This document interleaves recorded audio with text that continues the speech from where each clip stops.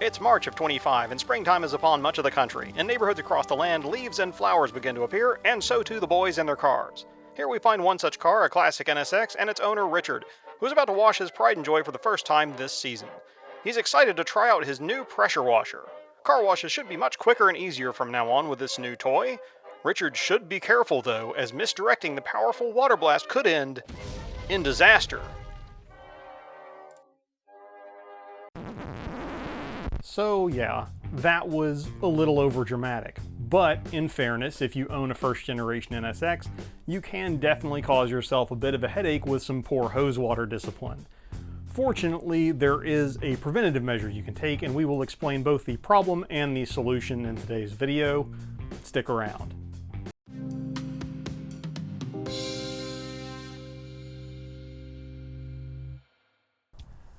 The problem actually starts here. This is what we call the rear window garnish in the community, but it's actually a vent to help with engine compartment cooling.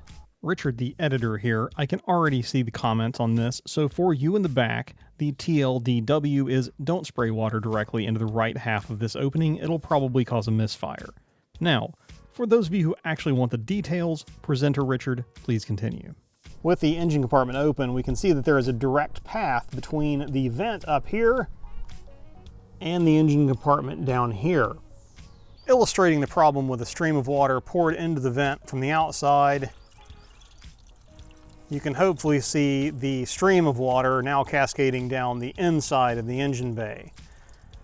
Now, this isn't a problem on this side of the engine bay because it's just the transaxle and some engine mounts down there. However, on the other side of the engine bay, we need to discuss a little NSX anatomy. Given that it's a transverse V6, what you're looking at here is the rear bank valve cover. On the valve cover, there is a secondary cover over the ignition coils. On the top edge of this coil cover, there should be a gasket, and that gasket is there to prevent water from getting down into the plug wells and coil pack connectors. Unfortunately, this gasket is often damaged, left off during service, or degraded due to heat and age. Similarly, older spark plug boots may not seal as well as they once did. This, combined with an enthusiastic stream or substantial volume of water through the rear garnish vent, can lead to wet coils and misfires. Knowing that many of you in my audience attempt to be as fastidious as possible in keeping up your NSX, I will share from experience that even with fresh gaskets, these coil covers can only do so much against significant water ingress. There is, fortunately, a solution, which I'll now demonstrate. In the intro, I did actually do the naughty and sprayed a pressure washer directly where you shouldn't, but we can somewhat get away with this on our car because we've installed the preventative measure for this problem in the form of some fairly inexpensive foam and plastic guttering courtesy of Davis Design Fabrication. Check this out. Now obviously a pour out of a pitcher isn't the same as a pressure washer jet, but while it's not the same intensity, it probably is more volume, which is arguably more problematic. I actually caused this problem for myself the first time with just an open hose pipe.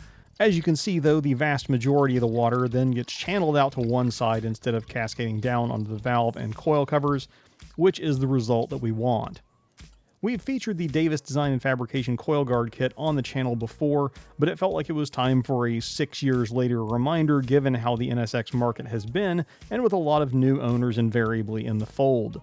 So you don't have to go digging for it, here is a quick recut of that install video. So here's what you get from Davis Design and Fabrication to solve this issue. You got a packet of small plugs, then you have 2 strips of foam, both an upper and a lower seal. To ease installation, I went ahead and removed the plastic garnish and vent piece back here. And then I've also cleaned and degreased the path that this seal is going to follow. The lower seal here is just a self-adhesive strip of closed-cell foam that has been somewhat pre-bent to aid with installation. Okay, so now we have the lower seal portion installed, coming across here. But as you can see, so this is the path that the water would have been flowing before. So it would have come down here, flowed over this lip, and then down where we don't want it.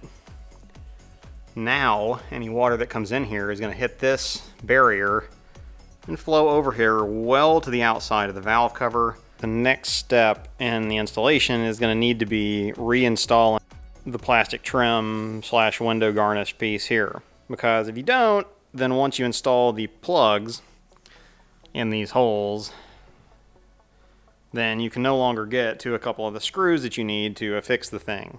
But once that's done, the next thing I'm going to do is actually put the rear seal strip on. Now this one does not use adhesive. It actually, Mike has got it set up to where it actually just clips into place using the existing lip as kind of a mechanical point of attachment.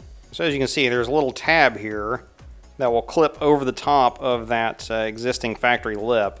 So I'm going to go ahead and clip that in.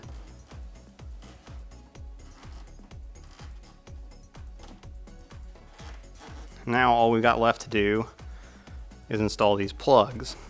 Okay, so there you have the complete install of the Davis Design and Fabrication Coil Guard weather strip kit. So you can see the lower guard down there, the upper guard up here, as well as the fastener well plugs on the top.